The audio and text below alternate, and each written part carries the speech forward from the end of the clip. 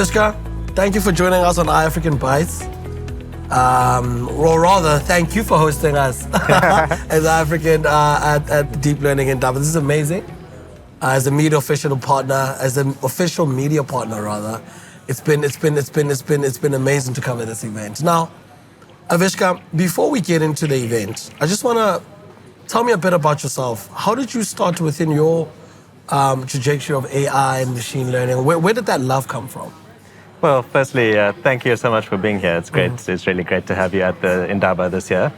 So my journey started in computer science, actually, when I was very young. I got hooked by the programming bug, let's say, very early on.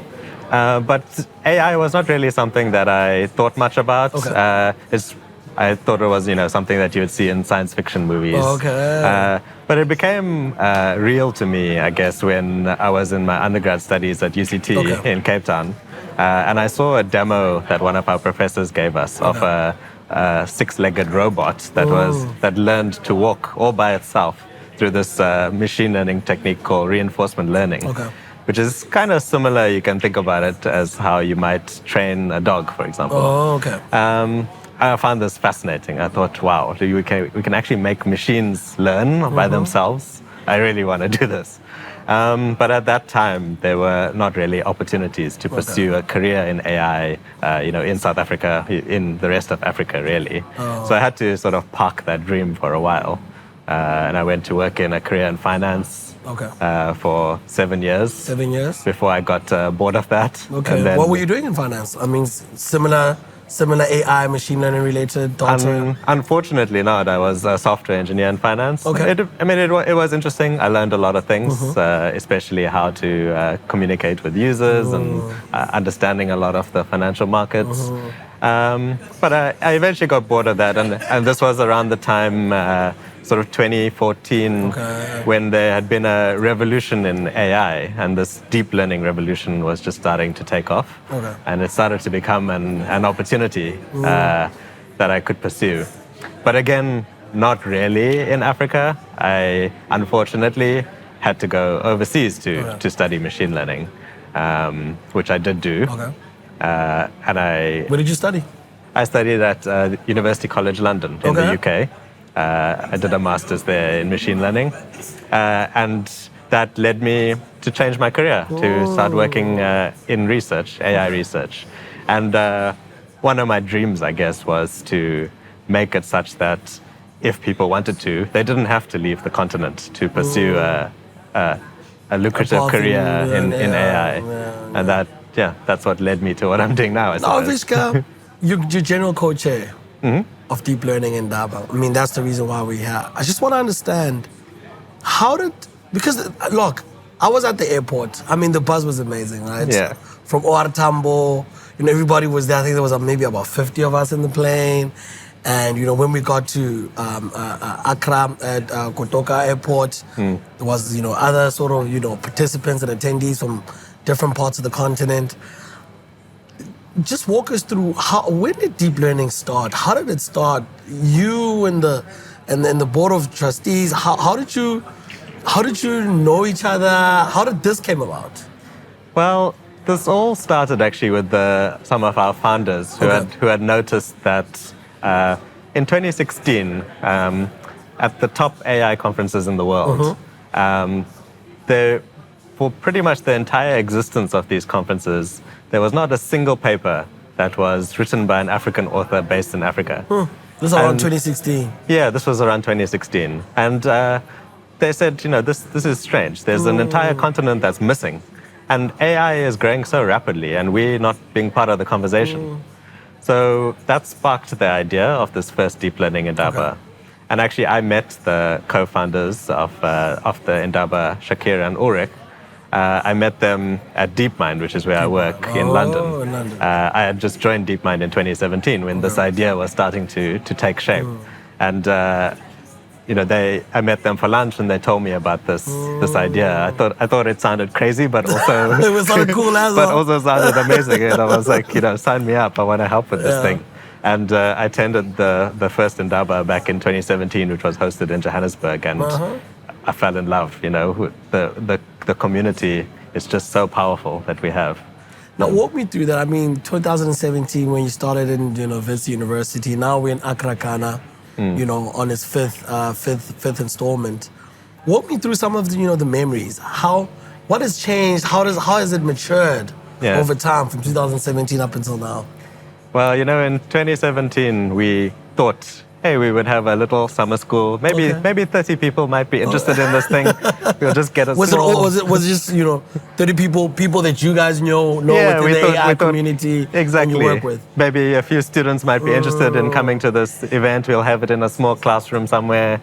And so we opened up applications for this thing, opened up an application form, and 700 people responded to it, which showed, there was this pent-up demand. Eventually, we realized, we'd have to do something a bit different. So we had our first event for 300 people. Wow. It was very much focused on foundational educational aspect of AI. But over the years, every single year we grew. We added new elements to the program. We added more choices. And the thing that really, I think, you could see in the evolution of the Indaba and of the community is how it started transforming from foundational education to now being much more a showcase of the innovation that's happening on the continent. That we are doing things now that are cutting edge, and we're doing it with our own unique perspective, and that's started to being represented and showcased a lot more at the Indaba. So now you'll see we started a little experiment with poster presentations for people to present their work in 2017.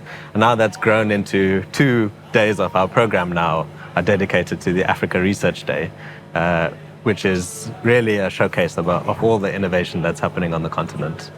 Now, Avishkar, 800 attendees is a lot of people. Yeah. How do you, as co-chair, how do you organize such an event of this magnitude? I see volunteers everywhere.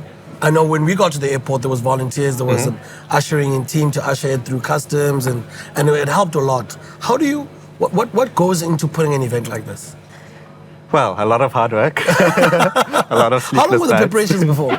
So it takes about 10 months to prepare for the Indaba, but really it's the spirit of the Indaba is embodied both in the community and the event, but also in the organization of it. Every single person involved in organizing is a volunteer. That most of them have full-time jobs or are students doing their PhDs, and they do this in their spare time, dedicating many, many hours. And it's all just done through passion for growing this community.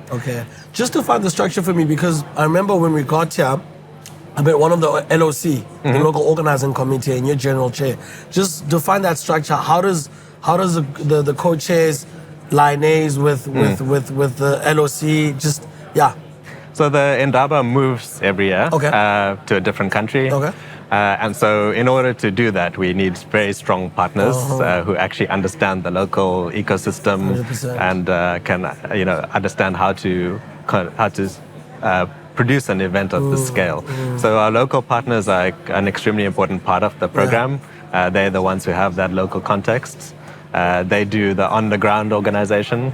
The general chairs, on the other hand, are responsible for the overall vision, the overall delivery of the Indaba, which is more than the local organization. It's also about the program. It's about coordinating the 50 volunteers that we have this year, making sure communication between them is effective. It's about setting the vision and direction, defining some of the new experiments that we conduct. Every year we do new experiments.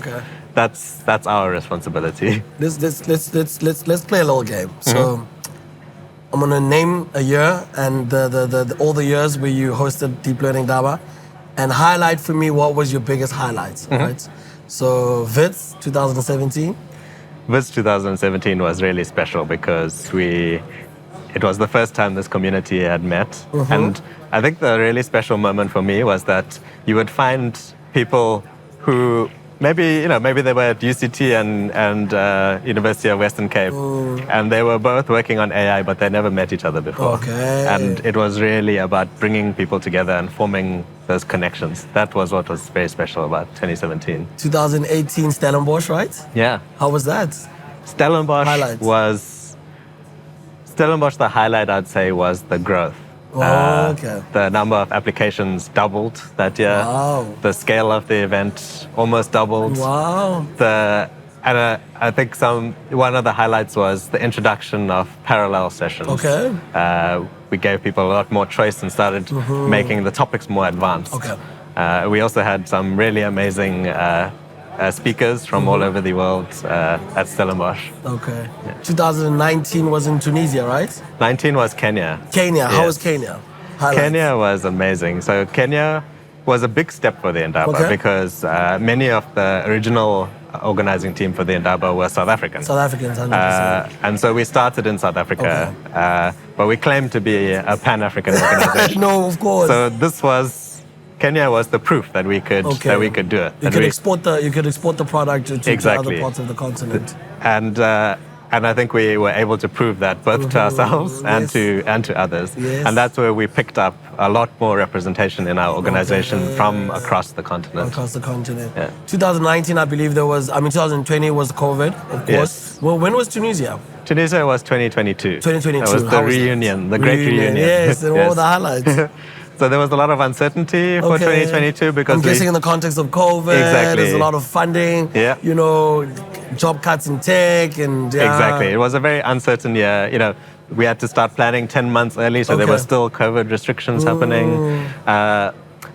And I suppose I had a little bit of a worry that people might have forgotten about us. Yes. But I think the minute the applications started flooding in, we knew that we're back. The community is still there. The community is still active. Yes. And we can host this reunion. Yeah, 100%. I mean, now 2023 we're in Accra. I must say, beautiful venue, beautiful conference. What were some of the worries for you? Not worries, I think, some of the barriers or challenges rather in hosting and preparing for Ghana. So, in addition to being a new country that we've never been to before, which I suppose is a standard challenge of all the Indabas, one of the big challenges, and it's not unique to Ghana, unfortunately it happens in many of our countries, is difficulty of access, particularly with visas. With visas, right. So, unfortunately, visas create barriers to participation. And we were able to resolve this through partnerships 100%. with AIMS Ghana and with the Ghanaian government as well. Yes. They really came through for us. But it was a lot of let's say worry and sleepless nights in will people get their visas on time? I think it ended up being many people ended up getting their visas hours before they boarded their flights. But they came through in the end, yes. I mean, I got my visa on time. Fantastic. And when we got to the airport, I remember the there's a little cubicle there. Visa on arrival terminal. There was a deep learning Indaba official there, so it really eased the process. So I must say, I mean, it was quite a wonderful experience. Avishkar, now from being a very research-based conference, scholars, research paper, this, that, and the third, I see a lot more private sector involvement through your Google, your Apple, your Rockefeller Foundation. Walk us through that. What have been sort of the sentiments from your partners, and why do they keep reinvesting in deep learning in Indaba? Well, our partners and our sponsors and international companies, African companies, are a very, very important part of the program because the Indaba is about connections, making those connections. The African community within Africa, but also connecting us to the global AI community and being part of that discussion that's happening. So our sponsors, both from abroad and locally, are extremely important. And we also want to create opportunities for people. We want to, and that's bi-directional. We want to create opportunities for Africans to get jobs at big tech companies if they want to, but also to see that they have opportunities on the continent to stay and to make changes and have impact. 100%. And I think our sponsors see this and they see the impact, they see the excitement, they see the special energy that's at the Indaba, 100%. and I think they get value for money out of it. They want to grow the ecosystem in Africa, and they've been investing. They've been putting their money where their mouth is, 100%. and we really appreciate it. I mean, Google rather, Research Hub is in Ghana, of course. You know, that speaks volumes on itself. But outside of the excitement and, of course, job opportunities for a lot of AI and machine learning researchers and graduates, what would be, I think, for the global companies, a return on investment for them in putting dollar in an AI conference, machine learning in Africa? What's the return on investment for them specifically?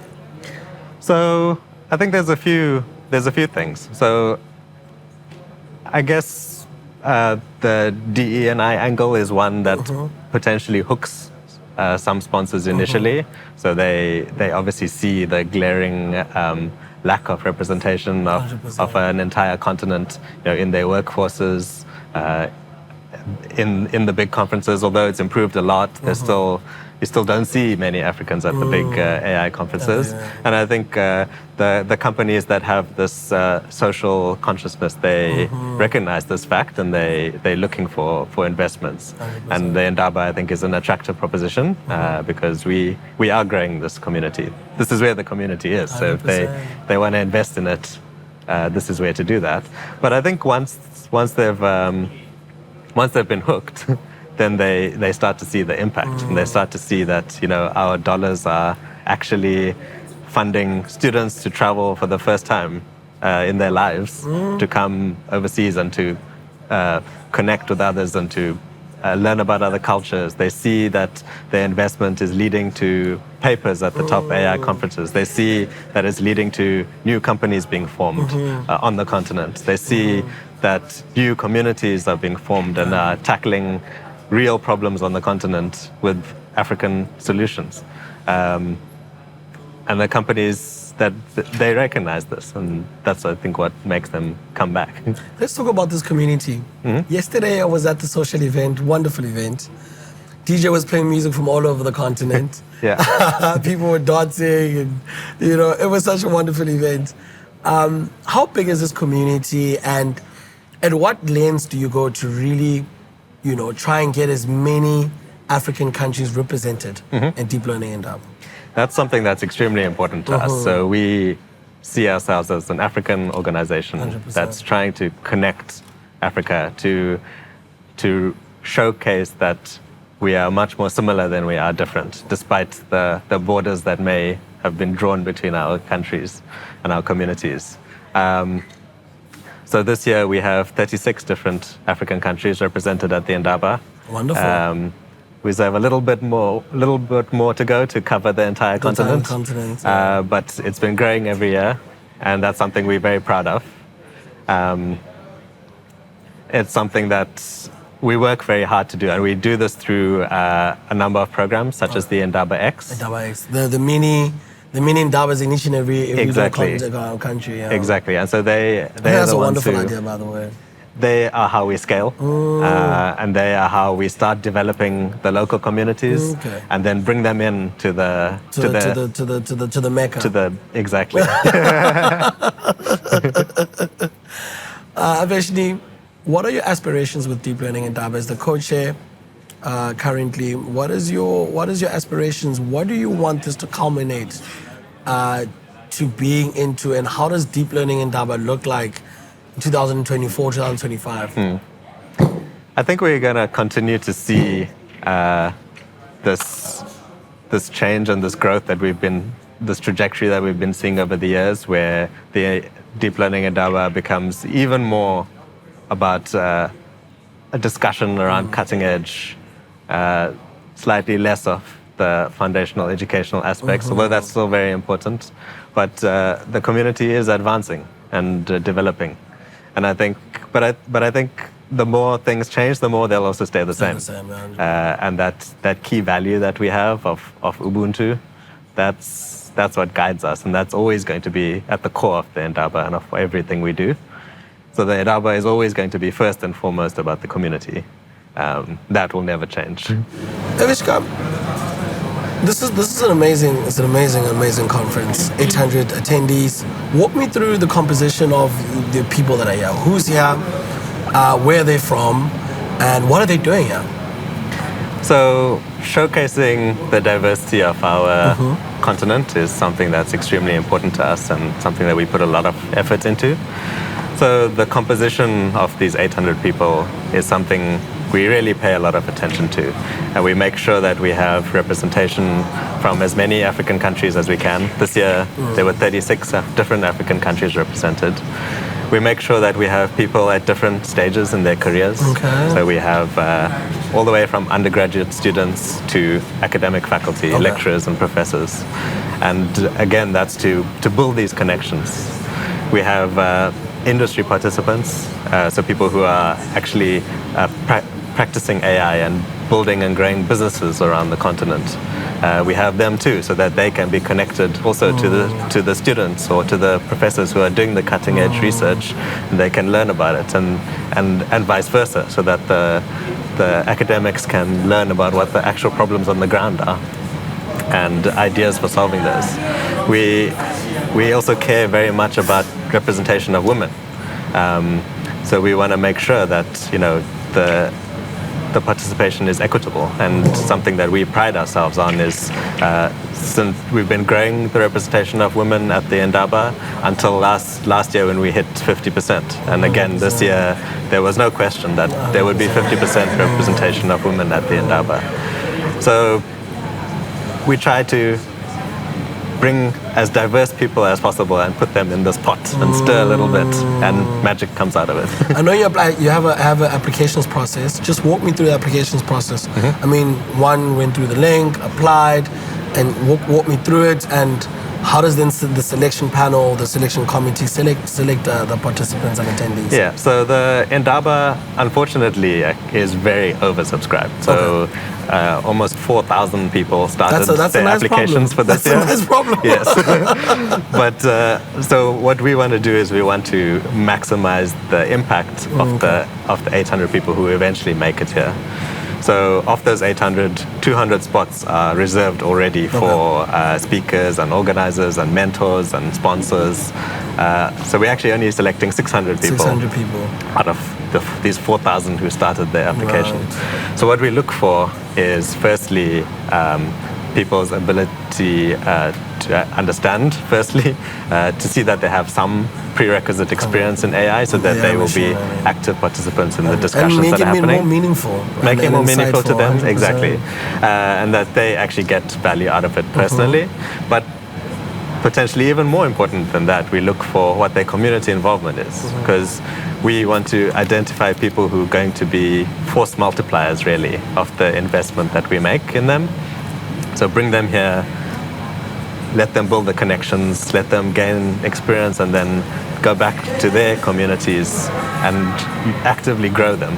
So that's probably the most important thing that we look for in the application process. Then we also make sure that we balance the diversity of our attendee pool. We do that as part of the process as well. So there's a few different criteria that we balance. From those 4,000 applications, Avishkar, are there any specific trends, any trends or things that you pick up? Maybe it's applications from a specific region or a field of study that's quite of a lot of interest, like maybe diffusion models. What sort of trends are you picking up from those applications? So there are definitely a few trends. We see growth from certain countries in particular, especially Nigeria. We see over time that the number of countries who are applying has been steadily increasing, and so the word of the Indaba has been spreading across the continent. The trends in interests, I would say we have a lot of interest in applications. So a lot of our community is very interested in using this technology to actually solve problems on the ground, which I think is very inspiring to see. Wonderful. People are definitely doing research, but they're wanting to do research with a purpose. Okay. And that's definitely something we're seeing. Okay. There are trends in AI as well. So everybody, I think, knows about the sudden growth in these large language models. 100%. And definitely there would be, that would also be reflected in the interests of some of the trends that are happening in the industry at the moment more generally. But I'd say probably what's unique to our applications is just how interested and how passionate people are in using this technology for good. 100%. I think this is really important, right? There's going to be a lot of themes and practicals over the week, from climate change to, health, trustworthiness and responsible AI. How do you go about selecting these sessions and practicals for deep learning in Indaba? So it's a combination of multiple things. So we try to, because we have such a diversity of attendees, firstly we try to ensure that there is something to cater for everyone, sort of whether they are more in the early stage of their career in AI or they're more advanced in their career in AI. So we try to make sure we have more foundational sessions and also more advanced cutting edge sessions where people are really pushing the boundaries on the state of the art. We also try to cover topics that we source, I suppose, both bottom up and top down. Okay. So we look at the interests that people seem to have in the applications that they are indicating. And every year we collect feedback as well from our participants to see what they enjoyed the most, what they would like to see more of. And we try to ensure that that's represented.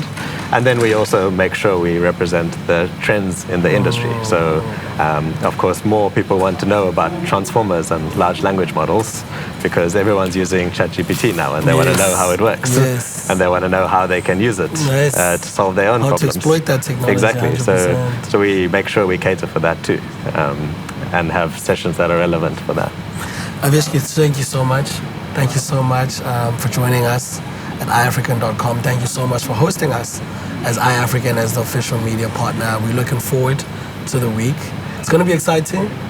Can't wait for the next social party. It's going to be, the closing party is always a big one. Thanks so much for being here. Thank you very much, brother.